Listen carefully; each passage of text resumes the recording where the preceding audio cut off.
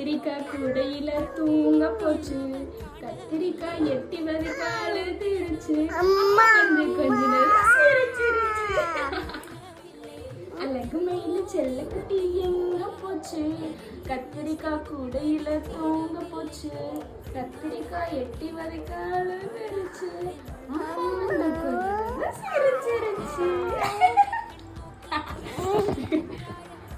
கத்திரிக்காய் உருளைக்கிழங்கு செல்லக்குட்டி அப்படி இல்ல, உருளைக்கிழங்கு செல்லக்குட்டி எங்க போச்சு, கத்திரிக்காய் கூட இப்படி தூங்க போச்சு, தூங்க போச்சு, கத்திரிக்காய் எட்டி வந்து காலு அம்மா